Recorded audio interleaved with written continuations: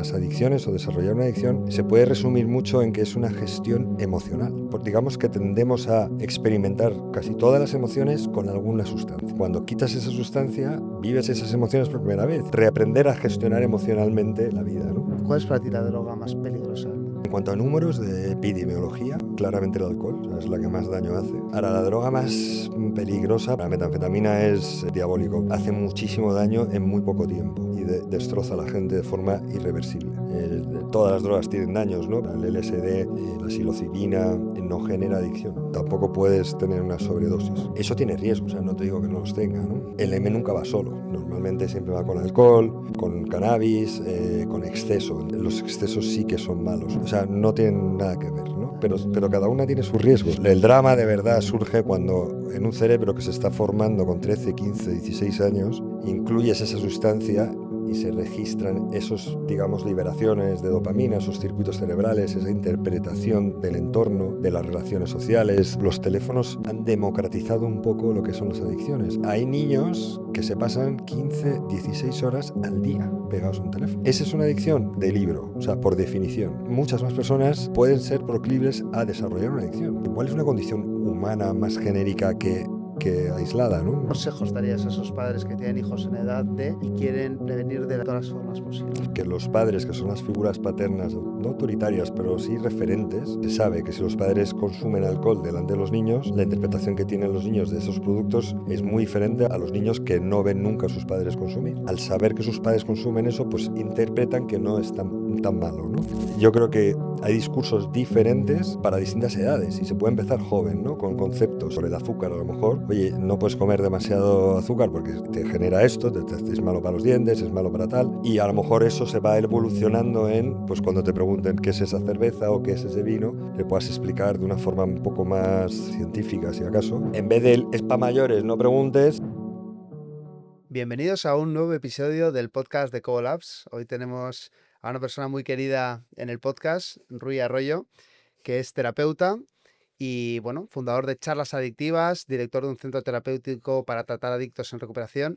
Y, bueno, hoy está aquí para contarnos su historia, iluminarnos un poco cómo consiguió salir de las drogas, de esa adicción y cómo ahora se dedica a ayudar a los demás. Bienvenido, Rui. Muchas gracias, Edu.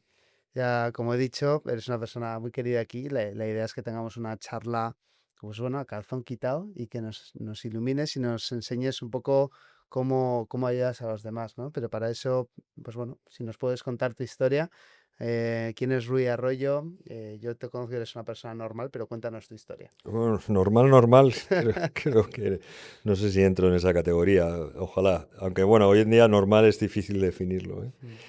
Mm. Bueno, yo ahora me dedico a acompañar o asesorar a personas con problemas de adicciones o que han desarrollado adicciones Mm. a todo tipo de sustancias o comportamientos y lo hago porque yo pasé por ahí, ¿no? Yo la semana pasada ya cumplí 12 años, pero es algo que está siempre muy presente. Y entonces, después de estar yo el tiempo que tuve que estar atado a un radiador, ¿no? Como digo yo, luego pues, seguí formándome y al poco tiempo seguía la gente preguntando, oye, pues ¿qué hago con esto, con lo otro, ¿no? Personas que conocía. Y digamos que a la mitad del tiempo, 6 años o por ahí, empecé a pensar que a lo mejor sí que podía dedicarme a ello, ¿no? Porque es algo que me acompaña a diario y que además ves que a tu alrededor pues hay necesidad, ¿no? De hablar de estos temas, de ayudar a las personas. Es muy gratificante ayudar. Vosotros hacéis algo que también tiene ese componente, ¿no? Que es intentar mejorarle la calidad de la vida a la gente. Y yo creo que eso es un plus muy importante para la labor que decidas hacer en esta vida, ¿no? Si puedes tener ese impacto positivo, pues mejor, ¿no? Mm. Has dicho dos veces una que está presente Sí, y una pues como que nunca se va, que siempre está ahí presente. ¿Te refieres a que un adicto siempre va a ser adicto? sí, O sea, ¿esto es así? sí. Eso es así. Y ¿sabes lo que pasa? Que al principio implica, da la impresión de que es una debilidad, una carencia, Mm. una falla, ¿no? En la personalidad y no para nada es eso. O sea, es al revés. O sea, una vez dejas de consumir o de comportarte como haciendo algo, una conducta que te haga daño y pasa suficiente tiempo, empiezas a darte cuenta que los adictos tienen una capacidad extra, por decirlo de alguna forma, de percibir, de sentir cosas. Entonces suelen también sufrir más, ¿no? Y bueno, es un tema muy, muy amplio y con muchos enfoques para explicarlo, pero resumiéndolo bastante es así. Yo diría que es algo así, ¿no? Como un superpoder un poco. Yo es como lo veo. ¿Y qué tiene que pasar en la vida de una persona para ser adicto? Puede, o sea, suele haber un componente que se repite en la ecuación, son alteraciones familiares. ¿Cuál es el papel más fundamental para que una persona acabe saliéndose del camino pautado y acabe ahí? Es difícil de predecir quién va a ser un adicto. Hay factores genéticos, hay factores ambientales, biológicos, sociales, hay factores que pueden ser, o sea, una persona que desarrolla una adicción puede tener uno o puede tener varios. Puede generar mucho debate lo que te voy a decir, pero yo creo que hay personas que aunque lo intenten no lo desarrollan y hay gente que con muy poco que hagan desarrolla una adicción. Entonces, Tendencias también, ¿no? De la misma forma que una persona puede tender más a ser depresiva, una persona puede tender también a... sí, o sea, yo creo que sí. Lo que pasa es que esto también, bueno, igual la depresión, a cualquier trastorno a lo mejor le afecta lo que hagas con tu vida, ¿no? O sea, a lo mejor hay personas que no ven bien o sea, que hay desarrollos biológicos genéticos que van en tu contra, digamos, Ujú. pero también hay un componente de lo que tú hagas con tu vida, ¿no? Y a lo que estés expuesto. Y en la adicción, claro, eso tiene una gran importancia, ¿no? A lo que estés expuesto y qué hagas, ¿no? Mm. Para- En tu vida, o sea, tu caso personal, creo que vienes de una familia bastante estructurada y que realmente mm, no pasó algo muy significativo. Cuéntanos un poco Sí, cómo fueron tus primeros pasos, qué te llevó a ti personalmente, ¿fueron las amistades? pues mira, yo tuve la suerte de tener una vida muy privilegiada, ¿no? Toda mi infancia y con unos padres perfectos, ¿no? Estupendos y Tu padre de Bilbao, además. sí, Vivió mucho sí, tiempo sí. en Bilbao, esto hay que Yo a decirlo. veces digo, soy medio de Bilbao, pero sí, no, tuve mucha suerte y me dieron todo tipo de facilidades y, bueno, hice muchos deportes toda mi infancia, toda mi vida, ¿no? Y no hubo razones claras para decir, oye, pero en mi caso, cuando tuve contacto con las sustancias, que al principio fue el alcohol y el cannabis, tuve una reacción que yo considero que fue inusual. Y digamos que te da, o me dio, una respuesta exagerada de bienestar, ¿no? Luego puedes entrar en temas neurológicos, de explicaciones científicas de por qué pasa eso, ¿no? Y básicamente o se cree que es que al no liberar suficientes, digamos dopamina, porque son otras cosas también, pero suficientes neurotransmisores al hacer algo, una acción que te genera ese bienestar, como esa liberación no está del todo regulada, cuando consumes una sustancia que de por sí libera en exceso esos neurotransmisores, pues la apreciación que tú haces es la mayor, porque pasas, pues yo qué sé, nos vamos tú y yo a jugar un partido de fútbol con 12 o 13 años y nos comemos una pizza, pues a lo mejor suben los niveles de dopamina, pues me invento, de 15 a 60. Mm. Y los dos lo disfrutamos. Pero en mi caso, a lo mejor subo de 6 a 9 cuando tú estás en 60, ¿no? Con el fútbol, con cosas de la vida normales. Pero si nos fumamos un canuto con 13 años, tú pasas a 90 o a 100 y yo paso de 6 a 100 o a 120. Entonces Ya. esa diferencia se queda marcada, ¿no? Y resumiéndolo, explicándolo de otra forma, pues se puede explicar como que tienes unas sensaciones que de verdad nunca has sentido nada tan positivo, ¿no? Y ahí es donde empieza tu relación con esas sustancias a establecerse como una necesidad, porque luego vuelves a jugar al fútbol, vuelves a quedar con amigos, vuelves a Ya hacer te llena. cosas y no te llena tanto, ¿no? Qué peligroso. Yo recuerdo una frase de mi madre, que siempre ha estado muy encima en este tema, y decía, si empiezas a fumar cigarros con 13, 14 años, cuando cumplas 15, 16, vas a querer probar los porros, después la cocaína y después ya estás un poco ya en el bucle negativo. ¿Tú crees que empezar pronto activa esa escala de siempre querer ir Sí, a por un poquito más. sí. Y de hecho se sabe, ¿no? que hay ciertas sustancias como el cannabis, ¿no? Que lo llaman en inglés gateway drug, porque creo, en mi opinión, la explicación que yo lo haría es que al tolerar esa sustancia y esa experiencia, digamos que asumes que puedes tolerar algo externo que te hace generar una reacción marcada, ¿no? Y entonces cuando ya la llevas tolerando un tiempo, pueden ser 20 o 100 o las que sean ocasiones, aparece otra sustancia y tú ya sabes que, bueno, que toleras una. Entonces es más fácil dar ese segundo paso a otras sustancias si has probado el cannabis antes, ¿no? Y eso también genera mucho debate, porque hay defensores del cannabis como si fuera una religión, que bueno, que creen que es la mejor sustancia que existe y demás, y lo comparan con el alcohol. El alcohol y el cannabis son completamente, o sea, no tienen nada que ver, ¿no? Nada Pero, que ver. pero cada una tiene sus riesgos, y yo creo que es justo decir que el cannabis tiene esos riesgos, ¿no? Ujú. ¿Es lo mismo consumir cannabis con No, 16 años que con 40 años? es que eso más se me ha olvidado contestarte. El riesgo y la faena, por no decir la cabronada, de fumar o drogarte con menos de 20, 21, 23, y no es que quiera decir que no haya riesgos con esa edad, pero el drama de verdad surge cuando en un cerebro que se está formando con 13, 15, 16 años, incluyes esa sustancia en un cerebro, pues eso, formándose, ¿no? Entonces se quedan, digamos, yo no soy neurólogo, pero vamos, las cosas que voy leyendo y hago resúmenes un poco prácticos para que se pueda entender, lo que hace el cerebro es aprender y se registran esos, digamos, liberaciones de dopamina, esos circuitos cerebrales, esa interpretación del entorno, de las relaciones sociales o amorosas o de las relaciones, pues ir en primer día a clase, por ejemplo. Mm. Esa experiencia, si tú has tomado cerveza y fumado canutos con 16, 18 años, se vive y se interpreta muy diferente.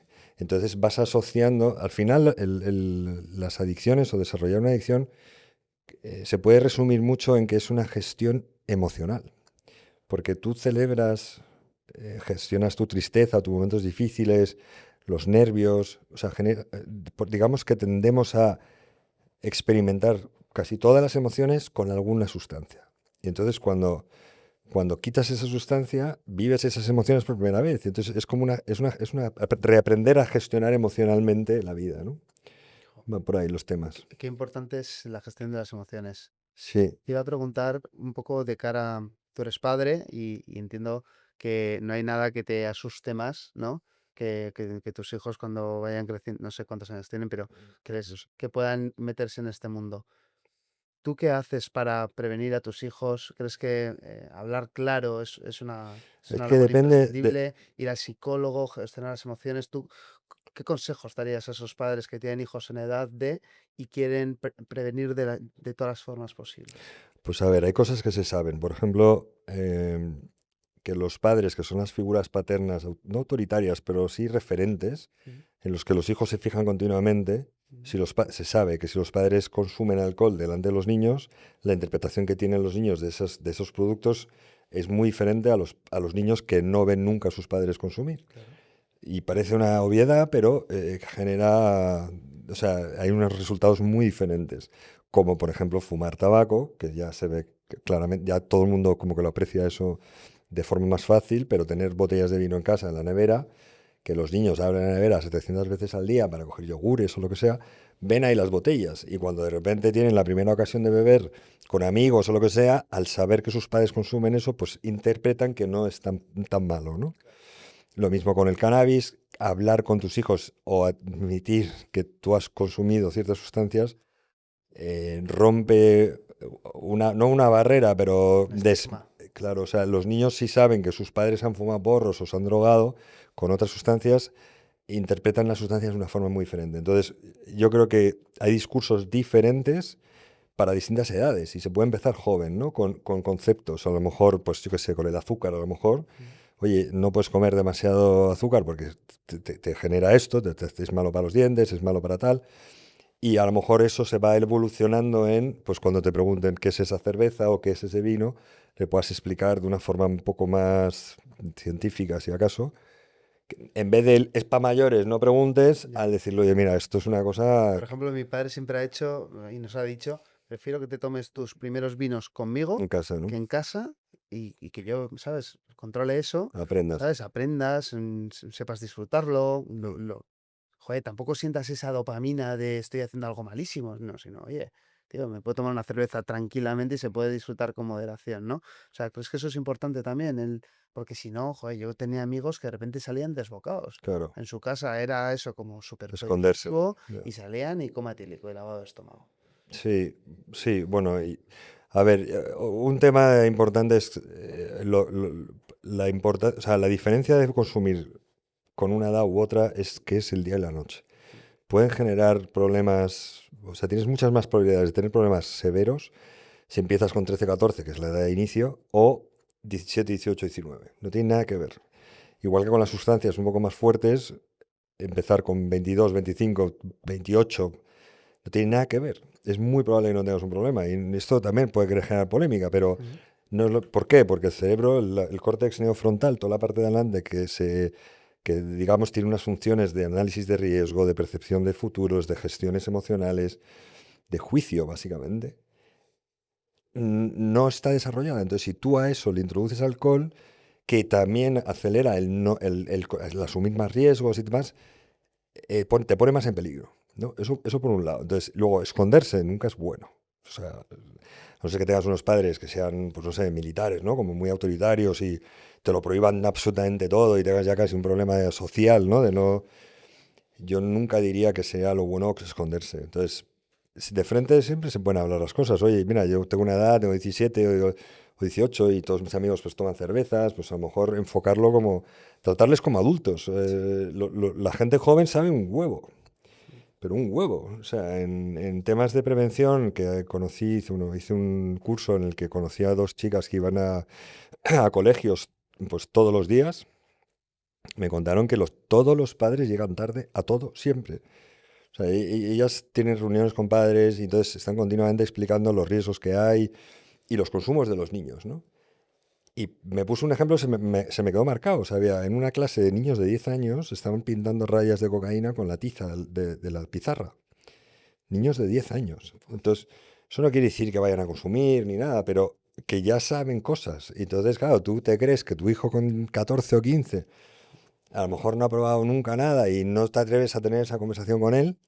Y a lo mejor el tío ha dado ya 3 vueltas al mundo, ¿sabes? Sí. Entonces, bueno, Que lo descubran por sus padres, ¿no? O sea, yo creo que hablar sin tapujos, tanto de sexo como de, oye, tío, lo que te vas a encontrar en la vida, siempre sí, es mejor que te lo cuenten en casa sí, y sí. que te den esa perspectiva a que te enteres por colegas y sientas que vas como un poco a remolque. Te quería preguntar, ¿cuál es para ti, porque hemos acabado hablando del alcohol de forma natural, cuál es para ti la droga más peligrosa del mundo? A ver, la droga más peligrosa. O sea, en cuanto a números de epidemiología, o sea, es claramente el alcohol. O sea, es la que más daño hace, Mm. porque es que se lleva por delante a muchísima gente, ¿no? Y ahora, la droga más peligrosa, pues bueno, depende de los peligros, pero por ejemplo, la metanfetamina no tiene ningún uso médico, como la gran mayoría de las sustancias que se consumen, que han tenido abusos médicos que luego se mal usan, digamos, para otros fines, Ujú. pero la metanfetamina es algo diabólico, bueno, porque es que hace muchísimo daño en muy poco tiempo y destroza a la gente de forma irreversible. Todas las drogas tienen daños, ¿no? Pero la heroína, por ejemplo, pues hay casos de gente que ha estado 20 años consumiendo y al dejarlo tiene pues cirrosis y distintos problemas de salud, pero sigue teniendo la capacidad cognitiva y puede rehacer su vida, ¿no? El uso de la metanfetamina con intensidad, digamos, en muy pocos meses pueden hacerte daños. Vamos, de hecho se están viendo casos de psiquiatría y, o sea, en el mundo de la psiquiatría de demencia senil, Alzheimer y Parkinson con menores de 30 años, que nunca había pasado eso antes, ¿no? Que son enfermedades para la avanzada edad, ¿Y ¿no? son drogas sintéticas, Sí, además? sí. Sintético Sí, sí, lo hacen porque, en una bañera. joder, la Entre... Breaking Bad. Exacto, es que es eso, es meth, lo que llaman los americanos meth, que aquí se confunde con el cristal, porque Sí, se parece mucho, digo, con la el terminología. MDMA, ¿no? Sí, sí, es prácticamente igual, ¿eh? Y a veces hay gente que compra MDMA y le están dando o sea, metanfetamina, que se llama tina también. La putada de perdona por... No pasa nada. es que puedes esnifarlo, comértelo, Ponerlo en la copa. fumarlo o inyectártelo, sin alterarlo, porque las sustancias normalmente dependiendo de cómo lo vas a administrar en el cuerpo, tienes que cambiarle, pues digamos, la viscosidad o la... Mm. Pero la metanfetamina puedes administrártela de muchas formas diferentes. Entonces, al principio empiezas a consumirlo, pues comiéndotelo, por ejemplo, o esnifándolo, y si a lo mejor un día en un momento de ciego alguien coge y se lo inyecta, ¿no? Entonces pasas a ese otro nivel rápidamente, ¿no? A mí me han comentado colegas que, por ejemplo, el MDMA no genera dependencia. Esto es así, porque dicen como que te pega un subidón muy grande y luego te genera un poco de tristeza 2 días después, un poco de bajón, ¿no? Porque entiendo pues que te deja ahí un poco alterado, pero como que no sientes, no tienes adicción a la sustancia, sino a la sensación, es el A riesgo, ver, ¿no? bueno, sí, el tema del MDMA es que es una de las sustancias más estudiadas. Mm. Lleva desde los 60, 50, sintetizada y hay muchos estudios en humanos. Mm. Y el MDMA como tal, digamos, de alta calidad, de laboratorio, eh, tiene una función psicodélica, puede llegar a ser, ¿no? Eso es como que te genera mucha euforia y eso tiene riesgos. O sea, no te digo que no los tenga, ¿no? Adicción como tal puede desarrollar, a lo mejor no es de las sustancias que más lo generen, pero el M nunca va solo. Normalmente siempre va con alcohol, con cannabis, con exceso. Entonces, los excesos sí que son malos. Otra cosa es en un trial médico, ¿no? En una clínica haciendo un tratamiento para depresión crónica con una dosis medida de 25 miligramos supervisado, acompañado de un tratamiento para solucionar un problema, digamos, un trastorno estudiado y que ya se sabe todos los detalles de ese paciente y demás, eso puede ser un uso. Ahora, en un garito comprando M al primo, pues Ya. eso es otro, ¿no? Entonces, hay riesgos hay en todos los consumos. Lo que creo que en el favor del M diría es que los productos psicodélicos no generan adicción. Eso es así. O sea, el LSD, la psilocibina, no genera adicción. De hecho, tampoco puedes tener una sobredosis con esos productos. Pero ¿cuál sería el mensaje? O sea, yo para todos esos colegas que me han dicho, no, tío, que no genera adicción. ¿Cuál sería el mensaje? Oye, pero no te descuides, ¿no? O sea, al final No, lo que primero es que no saben, no puedes saben. convertirte en un adicto o sea, en un insatisfecho permanente, Sí, ¿no? Si no tienes esa sensación de euforia, a ¿no? ver, es que no hay nada gratis en la vida y no hay atajos. Entonces, si tú estás experimentando algo porque las experiencias son fuertes, o sea, no es una cosa menor. Mm. Vas a pagar una factura por eso seguro. Y el tema es el grado de la factura y el tiempo en el que te llegue, ¿no? Mm. El M tiene riesgos y hay gente que se ha hecho mucho daño, ¿no? Con el MDMA. O sea, porque no vas solo normalmente y porque no sabes lo que estás comprando. Tú ahora puedes llamar a un camello aquí, te trae una bolsa de metanfetamina y una de M y no sabes distinguirla. Y el MDMA tiene una dosis, o sea, una dosis dura 2 horas y una dosis de metanfetamina dura 9. Entonces, normalmente una no se toma nadie. Ya. Toman 1,5, 2, 3. Eso significa 2, 3, 4 días sin dormir, sin hidratarte, sin comer, poniéndote en riesgo y eso puede derivar en problemas psiquiátricos severos, ¿no? Entonces, Un grave problema de las drogas es que nunca o difícilmente se conoce el origen. mm, Te pueden estar vendiendo algo de mala calidad, adulterado. ¿Tú crees que la regularización de este sector, hacer, bueno, legalizar las drogas y que las vendan en unos, no sé, una especie de farmacias, al menos que con los orígenes, ¿crees que esto se podría tener algo de positivo? a ver, yo en principio estoy a favor de la regularización de todo, pero hay que hacer, claro, las cosas puedes hacerlas bien y mal. Y si tú legalizas la hierba, por ejemplo, ¿no? Que es probable que pase, Mm. y haces estancos en Madrid y no anuncias los problemas que eso pueda llevar, pues si tú crees que puedes entrar a comprarte unos puros o entrar al lado y comprarte 100 gramos de hierba de 70% de THC, pues puedes tener problemas, ¿no? Entonces, si va acompañado de información y con un control, digamos, rígido, porque ahora mismo en Madrid por lo menos puedes comprar alcohol un poco por debajo de la mesa, ¿no? A cualquier hora, o sea, de hecho puedes comprar todo tipo de sustancias, pero que la regulación no siempre está bien hecha. Entonces, si legalizas el cannabis y de la noche a la mañana puedes comprar, como está pasando en muchas ciudades en Estados Unidos, lo que no explican, por ejemplo, es el número de brotes psicóticos que está subiendo en los sitios donde se legaliza.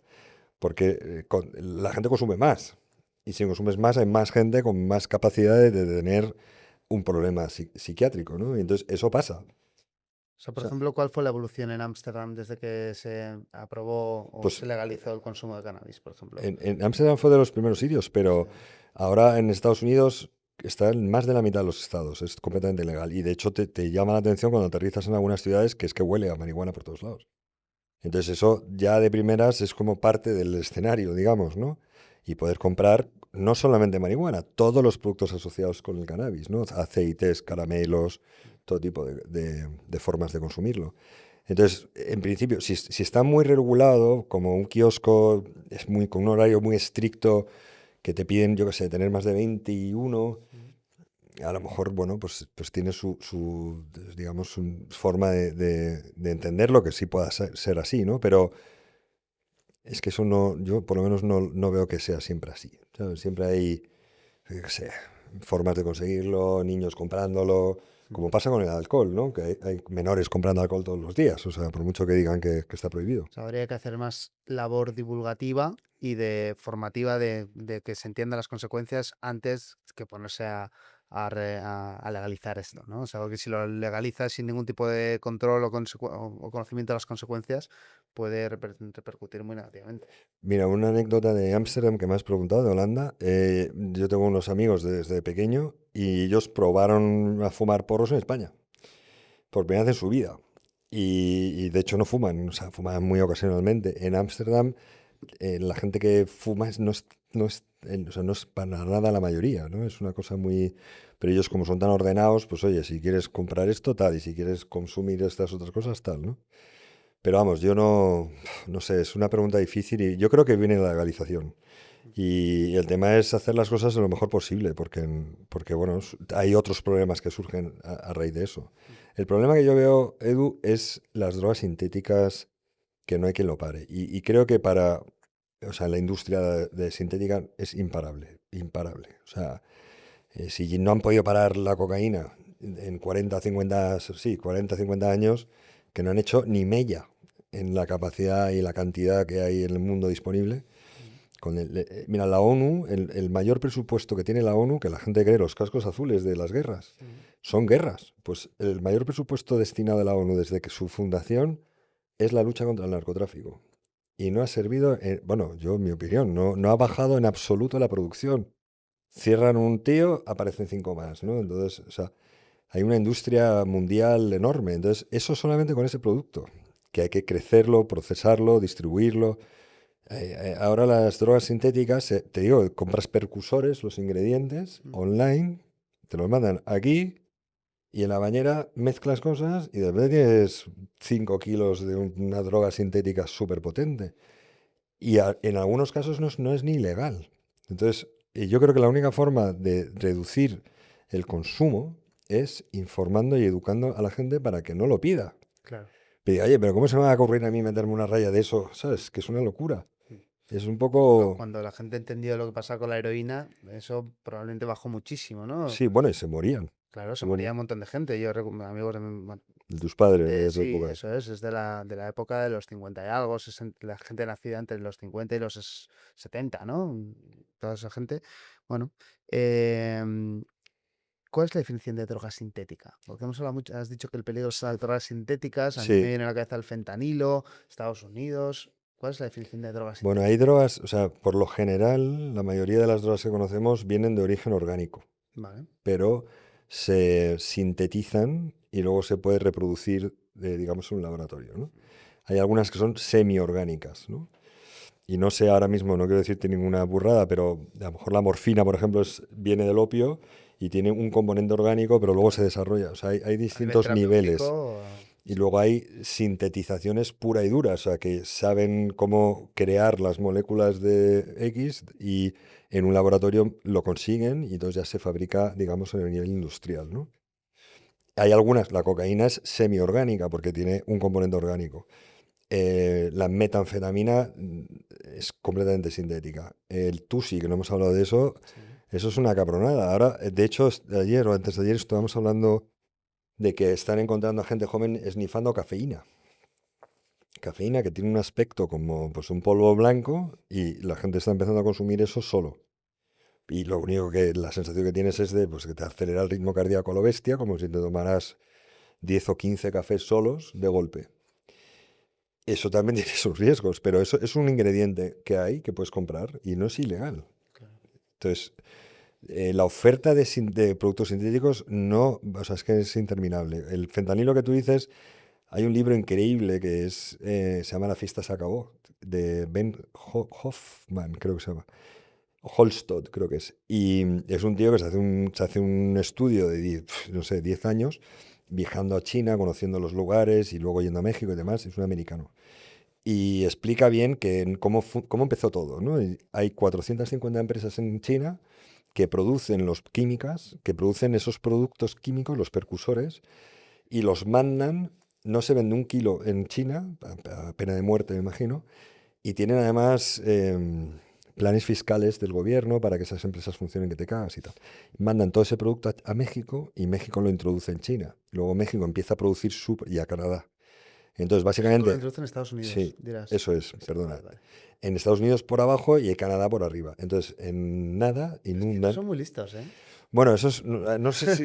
Sí, sí, listos son. Te fabrican todo y luego Entre eso y que se TikTok, destrocen el resto de sociedades eso han occidentales. hecho. Bueno, hay 300.000 tíos, pobrecitos, que han muerto en los últimos 3 años. Qué barbaridad. Y son números muy increíbles. Porque a nivel de fentanilo, o sea, cuando alguien diseña una droga sintética, yo entiendo que a nivel negocio debería orientarlo a que la gente sea muy adicta, pero que Que duren. dure mucho. El fentanilo no ha sido ese caso. Bueno, ¿Qué ha pasado con el fentanilo? ¿Cuál es la historia del mira, fentanilo? el fentanilo se vende aquí, ¿eh? Pero bueno, Sí. no hay casos tan graves como Estados Unidos. O sea, no se ha extendido así. Un kilo de fentanilo vale $2.000 y un kilo de heroína vale 40.000 o de cocaína. Entonces es muchísimo más fácil de transportar, de almacenar. De hecho, te lo mandaban a través de la dark web, que no es tan complicado hacer pedidos. Ujú. Te lo mandan, hay como un Amazon de drogas, con reviews y con pues análisis de laboratorio. O sea, es Amazon, ¿eh? De las drogas. Entonces tú puedes pedir lo que quieras, te lo mandan en un paquetito y tienes un paquetito de 300 gramos que te dura una barbaridad, porque eso lo mezclan con otras sustancias que son inocuas o no, pero que no son drogas, digamos, y eso da muchos beneficios. Entonces, sí, el problema es que 2 micras de fentanilo es una dosis, 4 es una sobredosis. Entonces, 2 micras son una milésima parte de un gramo. O sea, 1.000 partes de un gramo. 2 son la dosis. 4 es sobredosis. O sea, es en un granito de arroz igual ahí caben 25 o 40. Claro. Y Entonces, si lo que tocarlo pasa con que la es muy mano, barato, ¿no? O sea, si el kilo es barato, eso será tirado. 2.000 euros te cuesta un kilo de Pues fentanilo. eso, pues la Entonces, y no dosis te tienes costará que, céntimos. no tienes que tratar con la mafia, con Ya. gente que tal. Entonces, por eso se está introduciendo en los sitios de forma... España tiene mucha oferta, digamos, de sustancias de calidad y eso previene, por un lado, que no entren otros productos. Pero sí, yo creo que desgraciadamente habrá casos de gente que se vaya en un restaurante bueno de Madrid o Barcelona al cuarto de baño, después que lo habrá hecho muchas veces, a ponerse una raya de cocaína y se caiga redondo y no lo saquen de ahí porque esté contaminado con fentanilos, ¿no? Esos casos llegarán. Hemos hablado del alcohol y luego nos hemos ido a las drogas. Has dicho que la más peligrosa era el alcohol, también es la más extendida, que está en casa de todos, o de casi todos. ¿Por qué en Estados Unidos el alcohol es legal a partir de los 21 años y en Europa y el resto de países a partir de los 18? ¿Tiene sentido esto? Bueno, de aquí los 18 no sé por qué es, pero allí sé que es 21 por un tema médico. O sea, el córtex prefrontal sigue desarrollándose y creciendo hasta los 21 como mínimo, digamos. Entonces pusieron esa ley para proteger a los jóvenes pues, de los daños que surgen cuando consumes alcohol antes de los 21, ¿no? Que es que lo sabe todo el mundo. O sea, son daños que luego cuesta mucho mejorar o quitar, ¿no? O sea, realmente, a nivel científico, Médicos. tendría mucho más sentido que la gente en Europa, todos nuestros hijos, toda la gente que queremos, empiece a consumir alcohol a partir de los 21. Esto Sí, hombre, ayudaría eso ya sería mucho. una Y utopía drogas, maravillosa. ni te cuento, o sea, Pero piensa, Eduardo, que si tú no empiezas a fumar tabaco, hasta pasados los 22 o por ahí, la relación que tienes con el tabaco es muy, muy diferente a si empiezas a fumar con 13, 14. Que es que no te lo quitas en 35 años y tienes EPOC y tienes manchas y no eres capaz de parar. O sea, se puede parar, ¿eh? De hecho, es una maravilla, pero que hay muchos casos así. O sea, el tabaco está estudiadísimo, que el público objetivo son menores. Y yo no voy a montar aquí una, pero estoy convencido de que los que venden alcohol saben esto y si, o sea, si tú no bebes hasta los 20 años, puede que tengas algunas ocasiones en tu vida que disfrutes de algunos consumos. Eso no digo que yo no soy nadie para decir que la gente no beba, pero lo que desde luego no pasa es que lo incluyes en tu vida como si empiezas a beber con 13, 14, 15 o 16. Que ya es crecer creyendo que eso es parte de tu vida y parte de la forma en la que tienes que de socializar. Y no solo, hay mil razones por no hacerlo, pero sobre todo que a mí me cabrea ese punto de que nos tienen un poco engañados, ¿no? Para vender un producto. bueno, lógicamente esto es un negocio, ¿no? O sea, al final hay un Ya, pero negocio es que el detrás de todo negocio, esto y eh, esto se carga familias y vidas. pero que es una pena que si tú, o sea, no sé, se pueden hacer las cosas bien, yo creo. O sea, puedes vender de la forma un poco más honesta y decir, es que a las campañas, tú eres muy joven, ¿no? Más joven que yo, pero había campañas dirigidas a jóvenes de Camel, dibujos animados de tal y cual. Y las campañas publicitarias del alcohol en este país no van dirigidas a gente de 30, 40, 50. Son dirigidas a gente que está empezando a tener 16, 17, 18. Porque son las imágenes de la gente con la guitarra en la playa, en los barcos, gente muy joven. También otra barbaridad que yo creo que está a punto de en algún momento de estallar es que el equipo de fútbol nacional de este país, el patrocinador principal es una marca de cerveza. Que eso es una cabronada porque están vendiéndote un producto que se sabe que es nocivo asociado a un deporte que todos los niños o muchos de ellos siguen y lo ven. Nacional. Y si tú y yo tenemos 10 años y estamos viendo a España ganar un mundial y de repente mete el gol de pum, ganamos, y ves la marca esa, asocias para el resto de tu vida esa sensación y emoción positiva a esa marca. De forma, no sé si es subconsciente o consciente, porque lo estás viendo, pero eso es así. Y entonces, claro, a mí me parece una barbaridad y me parece un poco injusto.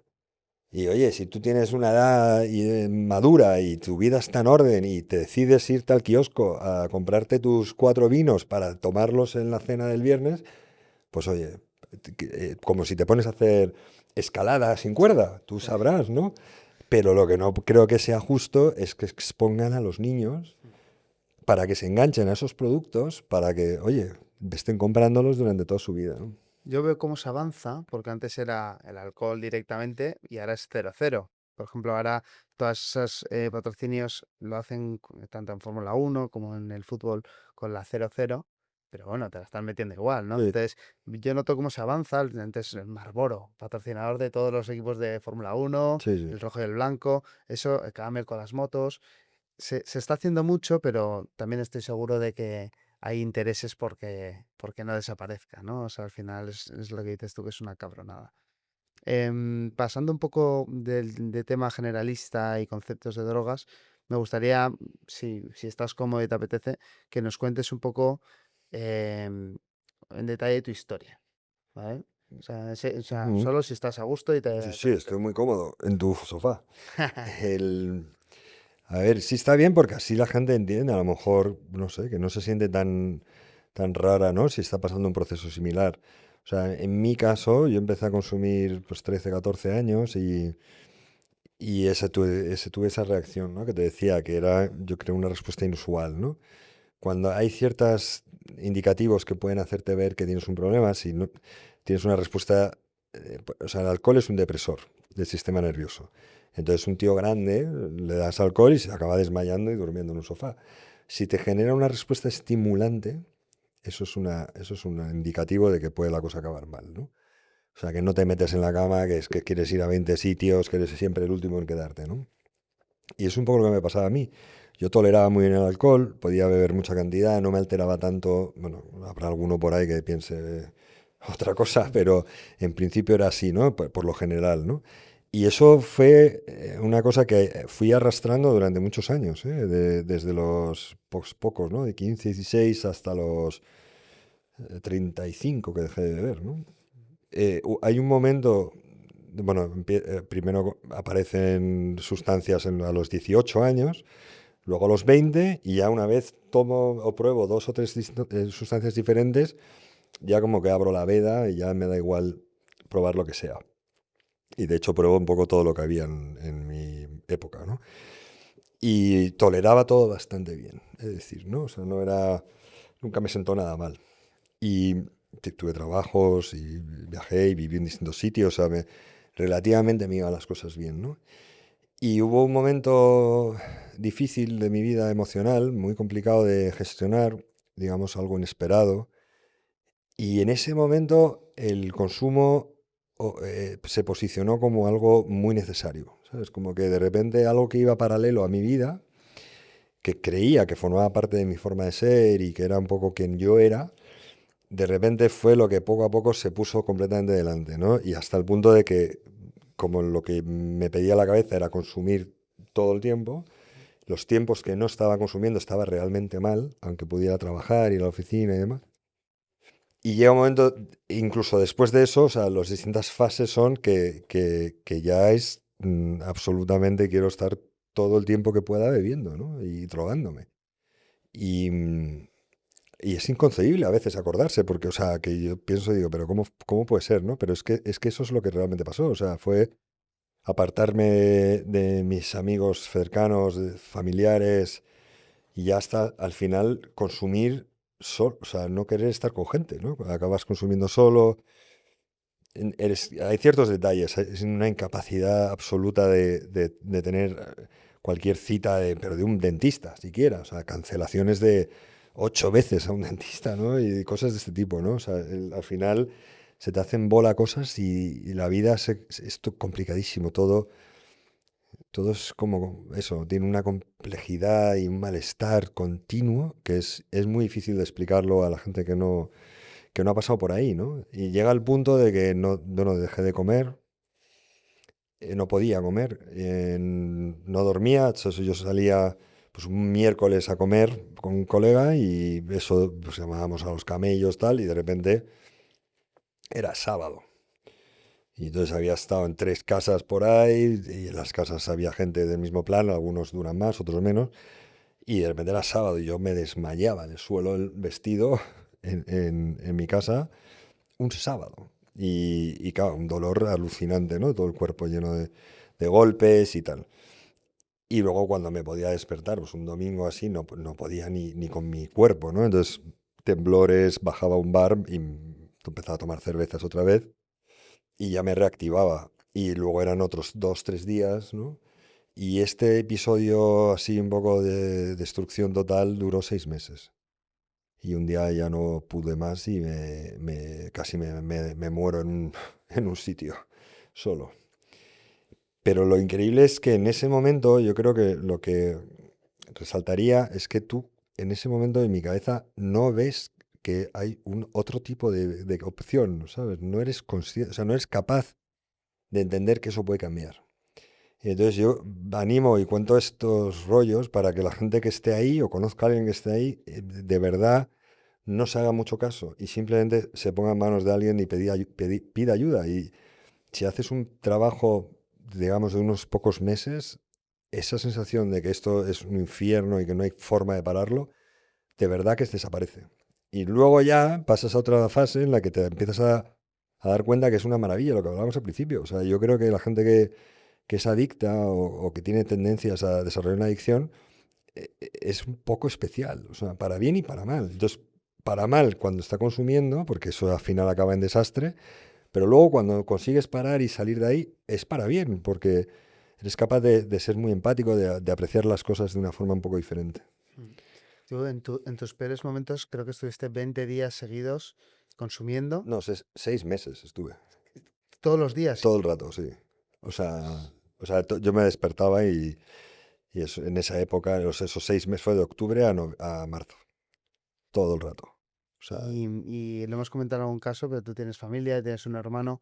¿Cuál es el primer paso o qué tiene que pasar o qué te pasó a ti en tu caso para pedir ayuda y empezar a poner bueno, pues que cambiar casi, esto? casi me muero. O sea, O sea, esto fue literal. sí, sí, sí, casi me muero y de hecho me pensé que me estaba muriendo, ¿no? Notaba que me estaba dando pues una sobredosis y cuando ya pensé que se estaba acabando, tuve una sensación de alivio, de decir, joder, menos mal que se acaba esto.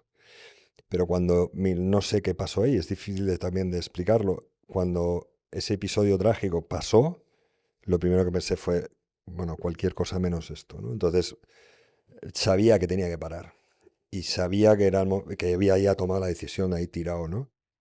Y entonces, claro, eso me generó un miedo que te cagas. Y lo primero que hice fue llamar a mi hermano para contarle, oye, tío, me tengo que ir a un sitio, ¿no? Y no puedo estar en Madrid y necesito pasta porque me había pulido todo y necesito que me ayudes. Y eso fue lo que hice, llamarle a pedir ayuda.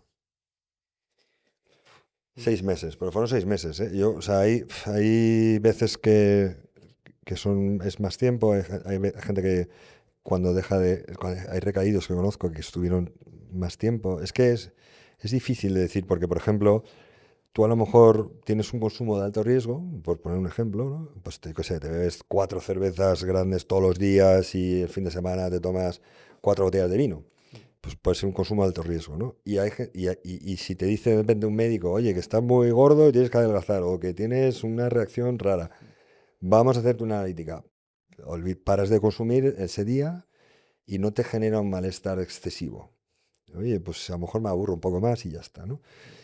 Pero hay gente que bebe muy poquito, pero que la funcionalidad que le da esas Es 3 copas es que está 6 días pensando casi todo el tiempo en el viernes las 6 copas de vino. Entonces es difícil de explicar la adicción como tal, ¿no? Pero bueno, sí, yo estuve 6 meses. Eso fue como el último, digamos, el acelerón, ¿no? claro. Pero antes que eso estuve 3 años, ¿eh? En un nivel pues de viernes a domingo, básicamente todo el tiempo. De lunes a miércoles, jueves, de hecho polvo.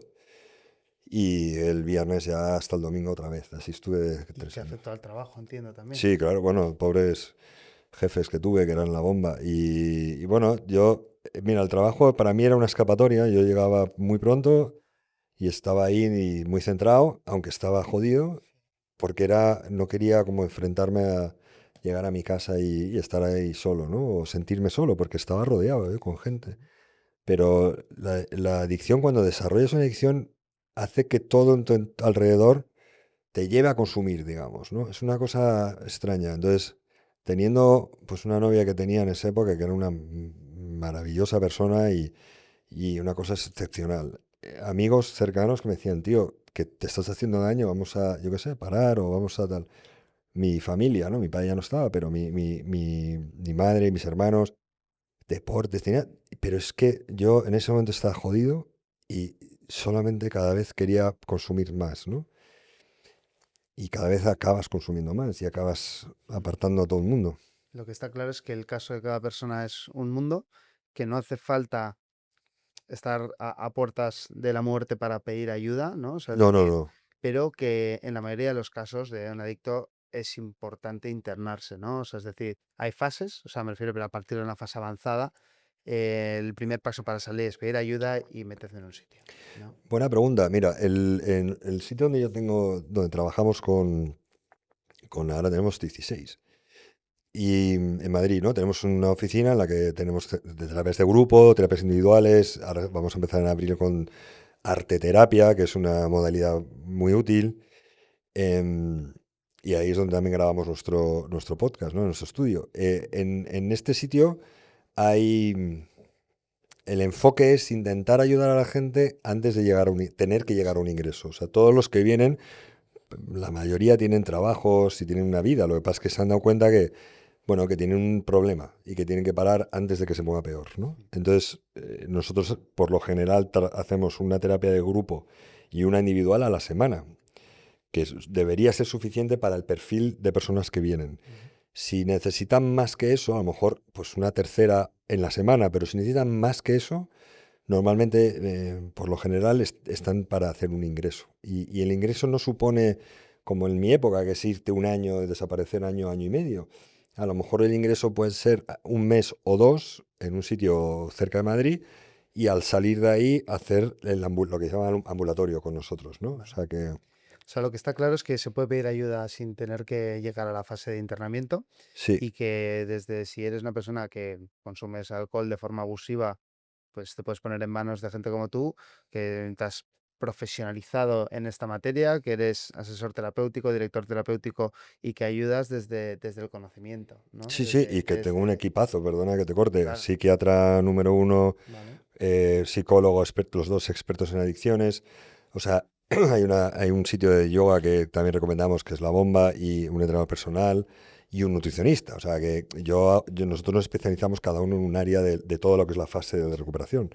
Pero siempre hay profesionales muy buenos con nosotros haciendo un poco el Es seguimiento. importante eso que has dicho de cuidar todos los ámbitos de la salud, ¿no? Meditación, de ejercicio físico, incluso alimentación, de cara a esta recuperación.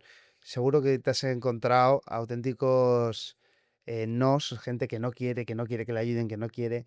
Para esas personas que tuvieras que convencer que pidan ayuda, ¿qué les dirías? O sea, si te pudieras sentar a tomar un café con ellos y decirles Sí. algo, ¿qué les dirías? Primero que la recuperación no es lo que parece. O sea, no implica perder cosas, dejar de pasarlo bien, dejar de disfrutar. Y no es eso, es un proceso de autoconocimiento y que si pasas el suficiente tiempo sin consumir, que puede ser no tanto como crees, obtienes unos beneficios que no se te van a olvidar nunca. Y que depende de las personas, siempre hay que estar por lo menos una o dos sesiones para intentar ver qué hacen o ver cómo consumen, pero es que es de manual de libros. Hay ciertas trayectorias que se sabe dónde acaban. Entonces, explicarle a un tío que puede ser pues, un profesional cojonudo, oye, es que lo que va a pasar es esto y luego esto. Y por mucho que seas inteligente o hagas mucho deporte, parece, yo te diría que va a pasar esto. Entonces, antes de que eso pase, nos cuesta con la gente joven, porque se creen eso, pues como llevan bebiendo 10 años y Claro, drogándose, que pueden con ello, ¿no? claro, y que todo el mundo en su entorno se bebe y se droga. Ahora, por ejemplo, que creo que conviene comentarlo, los teléfonos han democratizado un poco lo que son las adicciones. Hasta hace poco, en la época de tus padres, ¿no? Que en Bilbao se ha consumido y ha habido siempre muchos problemas. Fíjate. Claro, pero eso era un 10% de la población, un 10, 15. Y se identificaba claramente, ¿no? Gente en los parques, o como jeringuillas, o consumos tal. Ahora hay niños que se pasan 15, 16 horas al día pegados a un teléfono. Que es que eso son todas las horas que estás despierto. Y eso es un problema gravísimo, gordísimo, que va a afectar a muchas áreas de la sociedad. Entonces, esa es una adicción de libro, o sea, por definición. Entonces, lo que está demostrando un poco eso es que muchas más personas pueden ser proclives a desarrollar una adicción, que ya no son solo ese 10% de, Claro, bueno, yo qué sé. va a ser el 90%. Ahora parece que puede ser muchas más personas, ¿no? Mm. Y esto abre bueno, el debate, digamos, de, de que pueden desarrollar, o sea, que igual es una condición humana más genérica que aislada, ¿no? Entonces, Claro. Sobre todo, yo cuando estaba terminando el colegio veía como mi colegio empezaba a invertir muchísimo en tecnología, que todos los niños tuvieran un portátil, pantallas ahí tecnológicas, de todo. Y yo creo que eso, o sea, se ha retrocedido otra vez al, oye, vamos a quitar las pantallas de los centros educativos, mm, ¿no? Porque leía el otro día que al final estamos scrolleando una pantalla pequeña desde nada más despertarnos para luego ir al trabajo y scrollear una mediana durante 9 horas y luego llegar a tu casa y estar a doble pantalla con la grande y scrolleando en la pequeña, ¿no? Efectivamente, estás al final 16 horas, tanto los jóvenes, que al sí, final cuando vas a un restaurante le das a tu hijo una pantalla para que no moleste, ¿no? Y eso sí, es, sí. y luego los mayores, que tampoco nos libramos, ¿no? Sí, hay distintos usos, obviamente, ¿no? Hay cosas muy productivas y hay formas de aprender a través de las pantallas, pues que están muy bien, pero sí pueden generar problemas muy gordos, ¿no? De hecho, en Australia está prohibido ya vender o usar móviles, smartphones a menores de 16 años he visto en un restaurante donde he ido a comer, lo tengo aquí, mira, una noticia de hoy, la portada del Mundo, que salía que el Ayuntamiento de Madrid, mira, Ayuso declara la guerra a las pantallas para proteger la convivencia de las familias.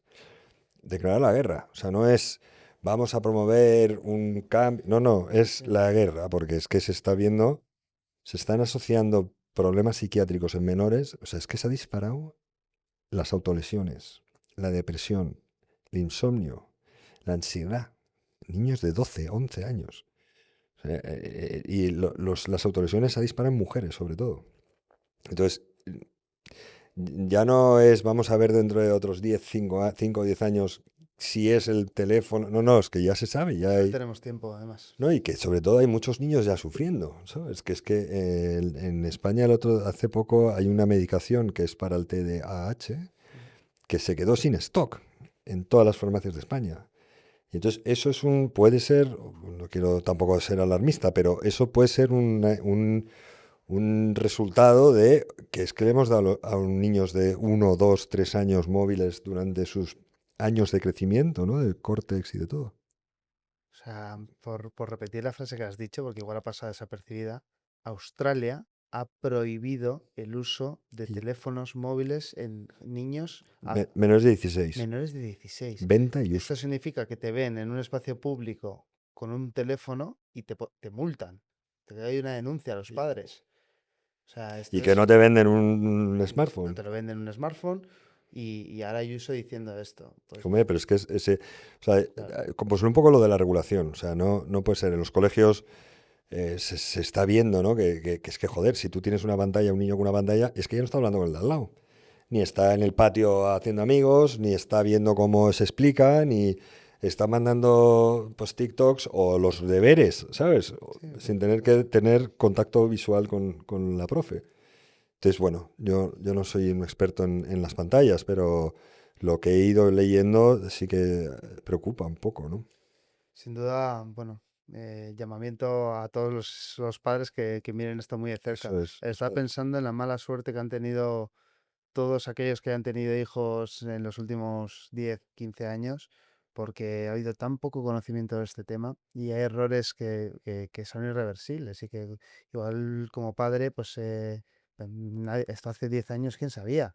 ¿No? Estaba empezando a democratizarse el smartphone Mm. y realmente es muy complejo. Seguro que las generaciones de ahora, los padres de ahora van a tener esto mucho más claro. Pero si te acuerdas cuando salió, bueno, se hablaba, ¿no? De Mm. Steve Jobs tenía prohibido en su familia, sus hijos, utilizar los iPads. Y entonces, el tema es que la gente tarda mucho más. Yo creo que hay a lo mejor algunos pioneros, digamos, en los cambios, pero que sea masivo, eso lleva más tiempo y a lo mejor hace falta que lo regulen para que todo, Dios. A mí me dejó marcado un viaje en tren de Madrid a Barcelona, una familia que me tocó con un niño, debía tener 3 años y los 3 horas y cuarto de tren se comió el tío un iPad con unos vídeos de YouTube es que debía tener 3 años, ¿eh? Y yo hago eso y yo acabo agotado. Imagínate un niño con 3 años, ¿no? Yo tengo una sobrina, la cual adoro, y tiene 2 años y medio, casi tres. Y bueno, mi hermano y su mujer, pues minimizan el uso de las pantallas para la niña, pero hay veces que le ponen una peli, ¿no? Por la noche, le ponen Blancanieves y le flipa. Me sorprende la capacidad de atención que son capaces de poner en la pantalla. O Mm. sea, es decir, en cuanto le pones una peli, no existe el mundo, no existe ruido, solo miran la Sí, peli. sí, sí. Y están ahí en bucle.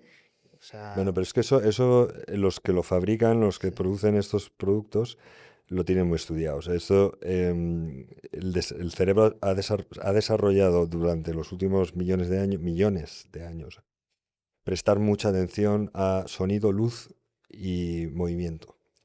Porque si se mueve el arbusto ahí, te Igual, salta algo y te come, ¿no? Entonces, automáticamente, Entonces, si pones esas tres cosas, ¿no? Pues con colores y con sonidos agradables y tal, automáticamente la atención se centra ahí. De hecho, se lo tienes que quitar, Claro. porque un niño come en un 30% más si le pones una pantalla delante. O sea, rechazan o no le hacen caso a las señales de estoy lleno del cuerpo, que a los niños a veces les cuesta comer.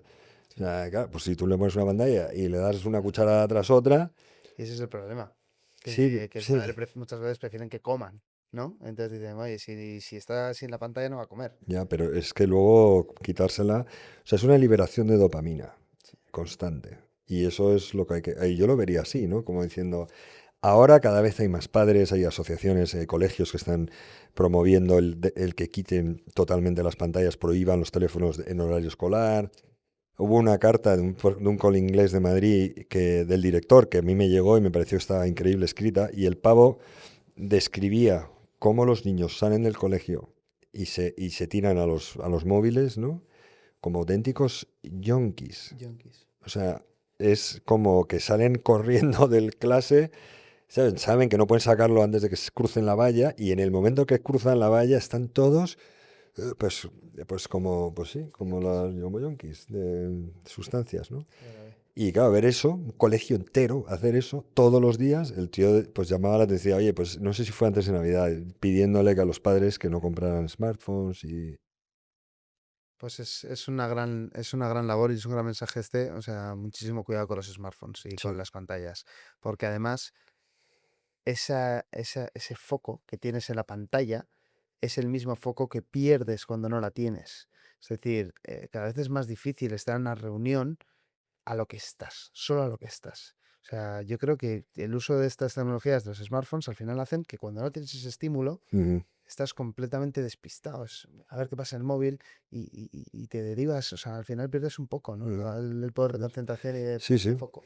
Es que el cerebro se acostumbra a todo, ¿no? Y entonces, si estás liberándole dopamina cada 30 o 60 segundos y de repente paras, no te cuesta mucho más obtener esa liberación de dopamina leyendo un libro o teniendo una conversación. Exacto. Las películas la gente joven no las ve, porque son Bueno, demasiado sabes largas, que ¿no? hay muchos jóvenes que las ven a por 1,5. Ah, sí, O sea, eso me parece, o sea, que es fuerte. el fracaso como sociedad. En el momento en el que los jóvenes consumen las películas o por 1,25 para que se reproduzca más rápido, tío. Qué eh, fuerte, eso el no sabía. fútbol cada vez se consume menos porque dura 90 minutos y con el descanso al final es entretenimiento cada vez más corto, más efímero. Pero eso viene es en respuesta a que han entrenado los cerebros a tener cada 90 segundos una deliberación. Y como no esté, claro, el TDAH, o sea, o el TDA, es déficit de atención. Y yo no soy un psiquiatra, pero joder, tampoco hay que ser Elon Musk, ¿sabes? O sea, es que si tú a un niño de 5 a 12 le das una cosa que le está liberando dopamina, se la quitas, venga, ponte a estudiar o juega al fútbol, te dice, Madre oye, mía. es que yo necesito cada 60 segundos, pues me estás contando algo y venga, ¿dónde está el otro? ¿Dónde está aquí? No, aquí tampoco, venga. Entonces, eso, vamos, parece bastante evidente que está correlacionado. Yo también creo que o sea, que somos capaces de cambio Mm. y si se rectifica, oye, mejoramos, ¿no? Nos metemos en embolados y luego mejoramos. Eso es. O sea, que creo que hay optimismo, ¿no? Me gusta ese mensaje, o sea, realmente tú ayudas en ese cambio, además, de forma activa, mediante charlas adictivas, que tienes estas charlas que son adictivas, pero con adictos en recuperación, realmente para divulgar, y que el mensaje es ese optimismo. O sea, hemos sido muy alarmistas, porque hay que Bueno, serlo, es que pero hay un mensaje de esperanza. está así el panorama, ¿sabes? Eso es, Yo procuro desintensificar, o sea, no es, pero oye, hay que saber lo que está encima de la mesa, que es que... exacto. Pero luego, sí, si te pones a prestar atención, no te digo en recuperación, Sí, a tu consumo. O sea, oye, siendo honesto, si es que nadie te va a juzgar, oye, eres un borracho. No, es que ya tienes una edad, pero si tú haces análisis y pásate un mes, yo le digo a mucha gente, amigos y demás, hazte un mes, un mes. A partir del mes empieza a regularse tu sistema de recompensa. Y empiezas a disfrutar de forma natural de lo que hay que disfrutar y aburrirte de lo que no. exacto. Entonces, si tú te pasas un mes y ves que surge, a lo mejor estás como una rosa. Me alegro por ti. Pero a lo mejor dices, oye, me voy a quitar las cervezas de lunes a viernes porque, coño, me estoy tomando 26 al mes, como poco.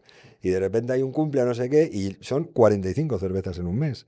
Y eso no es sostenible, eso te va a mermar tu calidad de vida. Entonces, bueno, y si hay algún problema un poco más obvio, digamos, hay que ponerle remedio. Y yo ahora me he apuntado al yoga. O sea, imagínate, hay tiempo para todo. Yo lo hablaba el otro día con mis hermanos, que estamos todo el rato en la misma onda de pensamiento. Hay que pararse, tío, sin estímulos.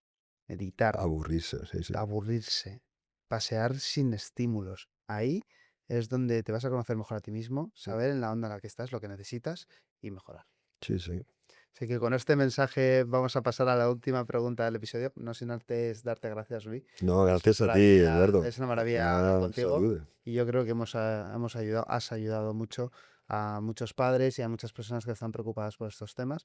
Y bueno, la última pregunta, que es la más compleja de todas, es ¿a qué invitado o invitada te gustaría ver en próximos episodios del podcast de Cobolabs? Pues Digo que es igual, la más complicada porque a la gente le cuesta mucho no, pero a lo ponerlo. mejor un adicto, fíjate, un ¿Vale? adicto en recuperación o igual un adicto en activo, aunque eso sí que va a ser más, puede ser más complicado traerle. Sí. Bueno, no sé si en adicto, yo creo que ya como adictos ya he estado yo, pero pues mira, estamos ahora desarrollando un proyecto Ujú. y esta mañana he hablado son distintos deportistas. Y cualquiera de los tres. Hay uno que se llama Jero García, que es boxeador, que es Vale, un máquina. Hay otro que se llama Matías Ribeiro, que es campeón del mundo de Jiu-Jitsu. Y hay otro que se llama David Valarezo, que es campeón del mundo de capoeira. vale. Cualquiera de esos tres Pues son tío, distintas modalidades, pero son unos ejemplos de tíos, ¿eh? De salir, o sea, el día a día, año tras año, entrenando, sufrimiento, aprendiendo, mejorando. Y yo creo que el deporte de ese estilo te enseña muchos valores que son muy útiles a día de hoy. pues sin duda. Pues a ver si nos ayudas a que Te vengan pongo en aquí al contacto. podcast de Cobo. Agradecerte de verdad, Rui. Eres No, un hombre, tú Gracias. también. Y gracias por hacer tus suplementos, que los he probado, están cojonudos. Hacemos lo mismo que tú, intentar hacer que, pues, que todo el mundo esté sano, divulgar para que la gente entienda. Y bueno, Lo hacéis muy bien. la Gracias a verdad que ti. también se aprecia que lo valoras. Gracias por estar aquí, Ujú. por haber venido, por haberte abierto y por bueno, lo que haces día a día con. Bueno, si alguien tiene alguna pregunta, Eso es. duda sobre temas de ¿Cómo adicciones, se pueden poner en contacto contigo? info@charlasadictivas.com. Si Vale. lo podemos Tienes una poner, página web también. sí, mi nombre y mi apellido, Rui Arroyo, con Y los dos, .com. Y ahí me manden un email o lo que necesiten y ya hablamos. Fenomenal. Pues con eso nos quedamos, Muchas Rui. gracias, Edu. Gracias por todo y nos vemos en el siguiente episodio del podcast de Collabs.